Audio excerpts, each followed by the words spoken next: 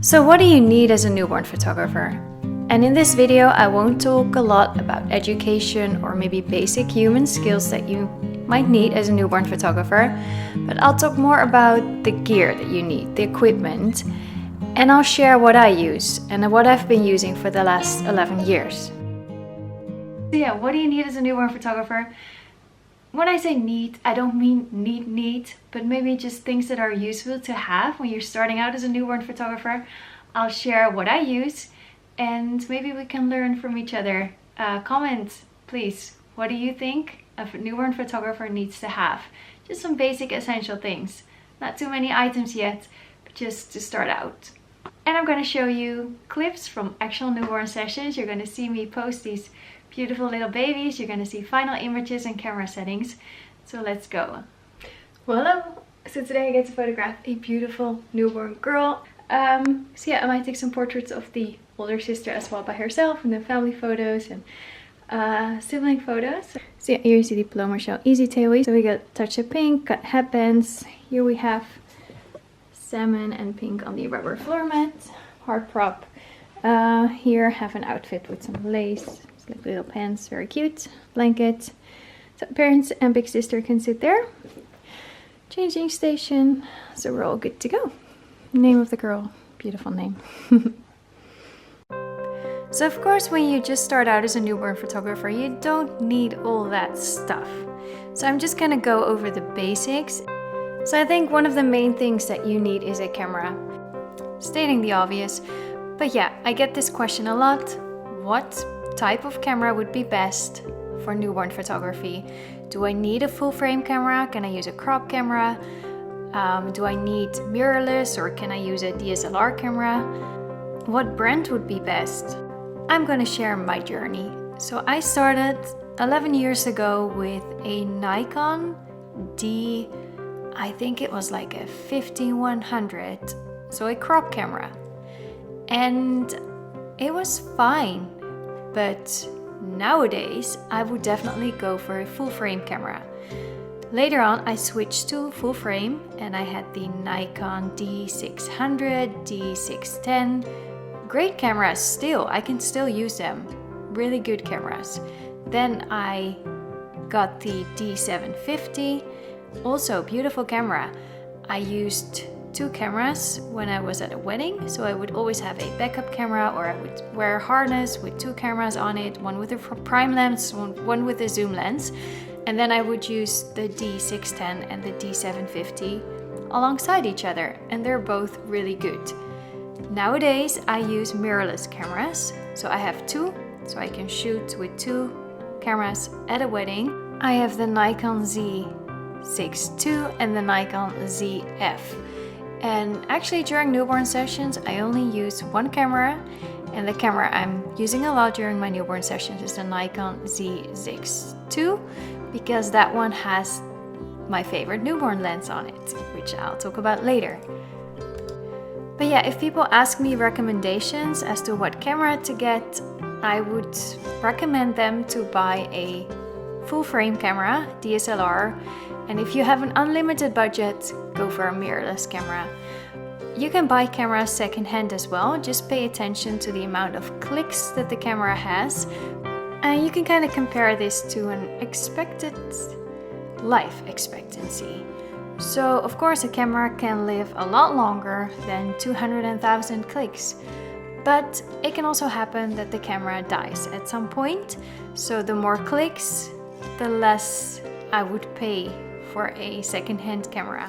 With lenses it's a different story. I recently bought a second-hand 35mm lens from a company that checks them, cleans them, and gives you a 1-year warranty, and that's great because lenses don't really have this life expectancy that is predicted, but that's a whole other story. So why would I recommend getting a full frame camera instead of a crop camera? Usually full frame cameras are better built. This makes them a bit heavier as well. Less noise in your photos, more details, sharper photos. Yeah, if you have the money, I would go for a full frame camera or a mirrorless camera. So what's interesting is how your lens functions on a crop camera versus a full frame camera. So for example, you have this widely available, quite affordable 50mm lens, 1.8, the nifty 50, and you use it on a crop camera instead of a full frame camera. It'll use a smaller portion of the area it can photograph. This is because the sensor is smaller in a crop camera, like a time and a half smaller. In this case, the 50mm lens will give you a frame that is similar to a 75mm lens and a 35mm as a 50mm lens. So the focal length stays the same, but the point of view, what you're seeing when you're looking through your camera body, is smaller, and the area it captures when taking a photo is smaller by times and a half. I hope my explanation kind of makes sense, and otherwise you can always look it up on Google. Now I want to show you the images from the newborn session you've just watched, or at least you watched bits and pieces. I also put the camera settings on the photo, so it gives you an idea as to what camera settings I usually use during a newborn session. Of course, it depends on the light as well. And after showing you these images, I want to show you some clips from another recent newborn session, and I'll continue to talk about items which I think are useful to have when you're a newborn photographer.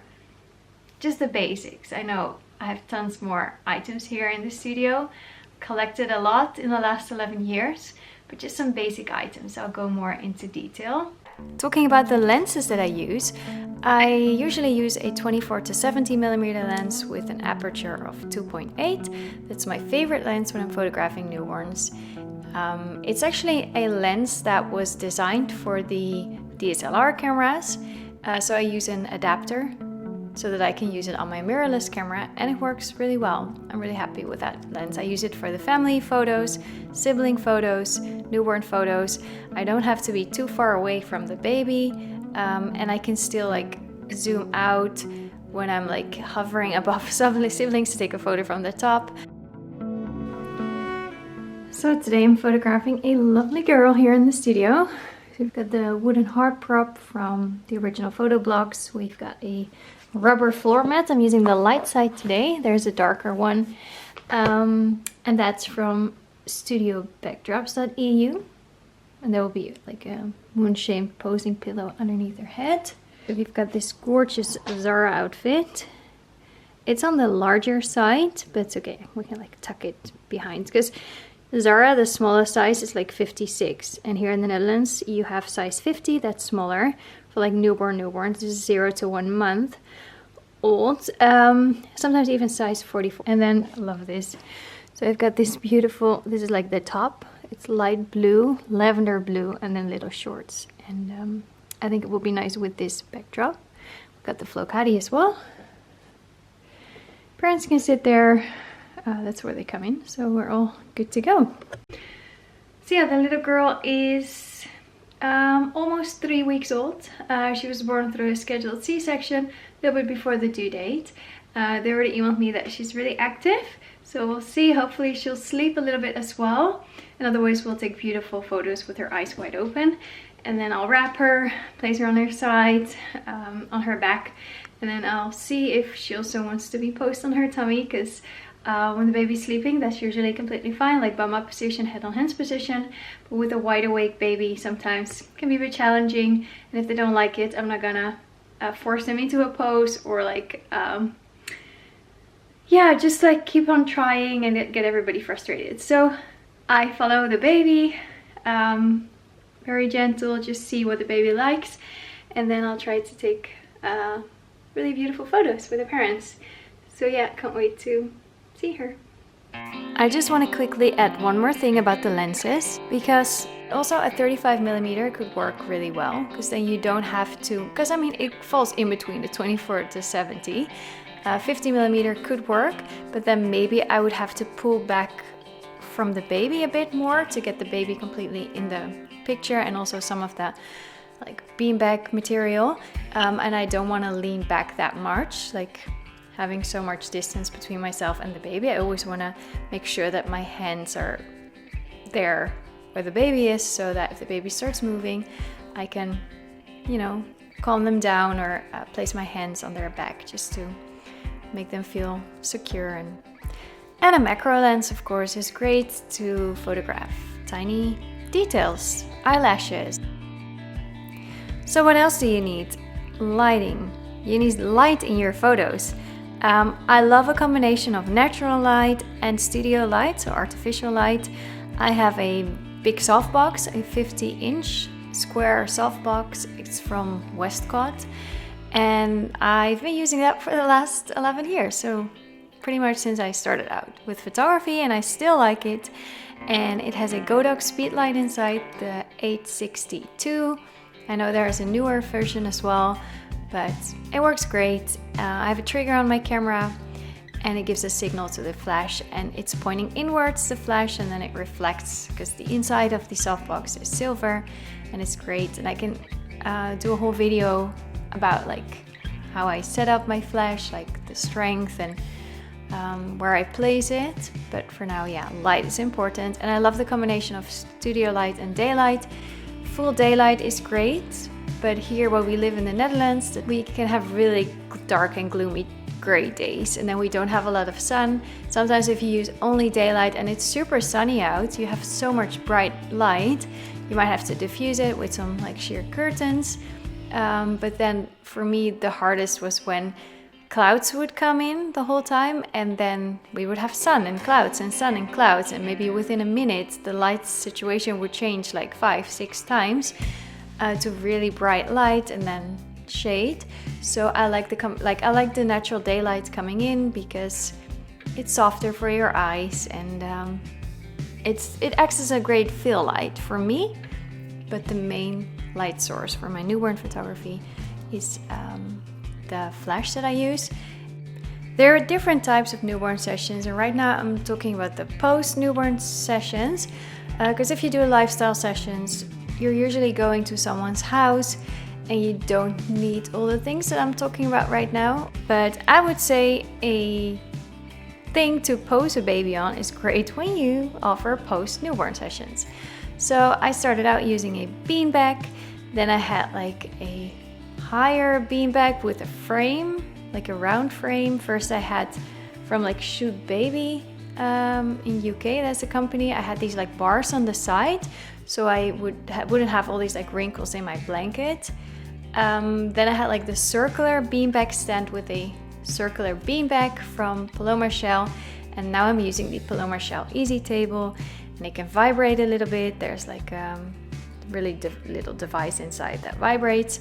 There's like a little din in the middle, so that creates like this really cozy spot for the baby to lie in, and I can just sit up straight. I'm actually sitting on like a little stool. I used to sit on a yoga ball, but then yeah, I really don't have like any back pains or like back aches, and I can take a photo from the top and I can sit at the table. The table has little wheels, so I can actually move it around as well. I can lower the back, I can put the back up higher, so that's a great table. On the sides you have some pockets where you can put stuff in, but yeah, that's great. And then I use blankets as well to put on the Paloma Shell Easy Table. I would say when you start out, you don't need all the colors of the rainbow. Maybe like a creamy white blanket, and maybe like a beige or sand colored blanket. Those are really neutral, earthy tone, and you can use them for both boys and girls. But it's nice to have several layers on top of each other, so layer the layers. Layer the blankets, I guess that's what I wanted to say. So a few blankets and then clip them onto the sides, and I use these like metal glue clips, I think. I got them at the construction center. I used to have plastic ones, but they can snap. Sometimes they just break apart. And then you have like plastic bits flying around, which is very dangerous. So now I have these metal clips, and they're great because they're sturdy and strong. So I wouldn't immediately go for all the props like the buckets and the bowls. Just a beanbag with a blanket, great to start. And then like a white noise machine is really great, and I use the baby shusher, and I have been using the same baby shusher for the last 11 years and it still works great. Maybe twice a year I have to replace the battery, and that's it. It's just amazing. It looks like a little rocket. It's white and orange, and it has like 2 settings. I think one, the sound turns off after 15 minutes, and one, the sound turns off after 30 minutes. And yeah, you can adjust the volume and that's it. So it's just one sound, and it's great because it calms the baby down and it's really relaxing.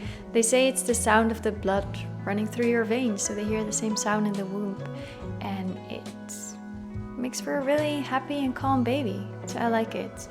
Parents usually really like it as well. They get sleepy listening to it. Okay, then another thing you need is a heater, or you just have like a really warm studio, but I do both. So I heat up the studio to about like 21 degrees Celsius, and then I have a little heater right next to me. It's a ceramic heater, I think, and I set it at like 23 degrees Celsius pretty much, so that where I'm sitting it's nice and warm, and where the baby is it's nice and warm. It's not too hot, but there's warm air and they really like it, and it makes them really sleepy. But the parents don't faint because the whole studio is, well, sometimes towards the end of the session in the studio it's like 24, 25 degrees, which is warm, but it's okay. So yeah, then just some basics. I'd go for chairs to sit on for the parents, definitely. Something for them to drink, water, coffee or tea. I do have a changing table with a changing pillow, which is great to have so they can comfortably change the baby's diaper. These scented diaper bags are also really great to have. And besides a garbage bin, also a diaper bin. And then with these, when you dispose of all the diapers, they will smell like flowers. You don't need tons of like outfits or headbands. Maybe 1 or 2 outfits to start with. 1 or 2 headbands, you can make them yourself. I have videos, I think, where I show how to make headbands. Outfits, you can even make yourself. Sometimes they have really cute knits at the Zara or H&M, just like the tiniest size that they have. Can be super cute. Or you can knit something yourself. Buy something from Etsy or someone else who's really creative. Maybe get your grandmother to knit something for you. Posing beans, I like those. Those are little pillows that you use to pose the baby, so you kind of like put them underneath all the layers of blankets, and it supports their hands, it supports their head. So those are great to have. You don't need like 50 posing beans. I think you can buy them in like sets of 5, and 5 in different sizes is perfect. You can easily make them yourself as well. They're kind of like moon shaped. The bigger posing pillow I use a lot when I'm posing the baby in the head on hands position. And the smaller ones I will use in props to support the baby, like to place underneath their head, for example in the heart prop. Usually I only use like 2 or 3 posing pillows throughout the session. Yeah, there are other things of course, like backdrops for the parent shots, flocatis for the sibling shots, but you don't need them maybe to photograph a newborn baby. Oh yeah, one thing I forgot, a camera harness or a camera strap, very important, because you never ever want to drop your camera on top of a baby. So yeah, that needs to go into this video. So yeah, some other things that you need: a computer, editing software. I can talk about that some other time. Website, social media, email, registered business, bank account, insurance. So many things to talk about and to think about. Program to send your photos to your customers, to upload a gallery online. Depends on how you're working, of course. And yeah, education, safety courses, training, editing courses. So many things that you need as a newborn photographer. But in this video, I just wanted to talk about, you know, the gear, the stuff. I have more ideas for videos, so yeah, let me know if you like one of these topics, and then maybe I can do my next video about it. For example, my workflow or the poses that I usually do during a newborn session, and in which order, like how do I go from one pose to the next, which poses I don't do and why. Like I will never do certain poses. I can talk a bit more about my current light setup, the settings I use on my flash, and sometimes I use 2 flashes and usually just 1. I can talk a little bit more about that. I can talk about my social media struggles. How often do I post? How do I make my grid look nice? I'm not very good at social media, so maybe we can just exchange tips or advices on how to market your business, how to promote your photography business. I can make a video maybe about how I store my stuff if you're interested in that, and then of course show bits and pieces of actual newborn sessions as well, just to spice it up a little bit. I can talk about how I make previews for my clients, how I present the photos to them, like what happens after a newborn session. I can talk about getting a baby to sleep and what do you do when a baby doesn't want to sleep. I can talk about taking safe shots and how that has saved me during several newborn sessions. So yeah, if you have ideas for videos, topics, let me know in the comments. I love hearing from you. I love reading your comments. You can follow me on Instagram as well. I'd love to connect with you there. And yeah, thank you so much for watching. I really hope you enjoyed it. Like and subscribe would be nice. And then maybe you'll see me in my next video and I'll see you in the comments. Whew, red cheeks because I'm so warm.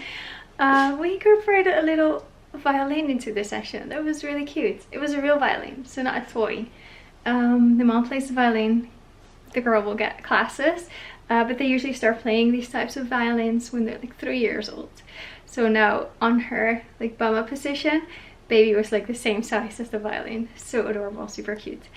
So thanks for watching.